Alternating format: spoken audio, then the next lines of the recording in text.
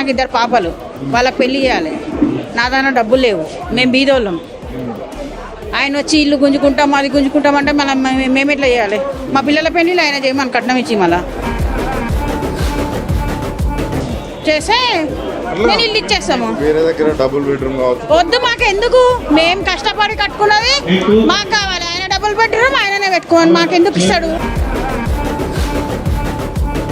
మేమేమైనా బిచ్చం అడుగుతున్నామా? ఆయనను అడుగుతలేం కదా.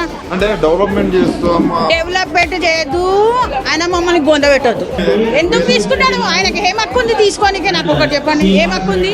వేరే దగ్గర ఆయనకు నిజంగా మా మీద మా తోడు కొట్లాడేది ఉంది, మాట్లాడేది ఉందంటే డైరెక్ట్ రమ్మనండి, మా ముంగట కూర్చొని మాట్లాడమనండి. ధైర్యం లేదా ఆయనకు? మేము ఆయనను ఎంచుకున్నాం ఎందుకు? ఓట్లేసి ఎందుకు ఎంచుకున్నాం? మా వచ్చి ఇల్లు కూడా కొట్టమనా? ఒకవైపు మహిళలను కోటీశ్వరులు చేస్తా అంటూ ఆయన బొంద చేస్తాడు. ఆయన కోటీశ్వరులను చేయడు, వంకాయ చేయడు, యావి చేయడు. ఆయన మా అందరు నెత్తి మీద డప్పాలు కొట్టి భూములన్నీ గుంజుకొని మళ్ళీ ఆయన ఏం చేసుకుంటాడు? మార్పు రావాలన్నారు, నాయన మాకు మార్పులు వద్దు, చేర్పులు వద్దు. మా బతుకులేవో మేము లోపల ఇంట్లో కూర్చొని పని చేసుకొని బతుకుతున్నాం. పిల్లులను లోపల తలుపు మూసి కొడితే ఏం చేస్తాయి? పుల్లులు అవుతాయి. నువ్వు పిల్లులను లేపి పుల్లులను చేస్తున్నావు. ఆడోళ్ళను ఆడోళ్ళు పుల్లులు అయితే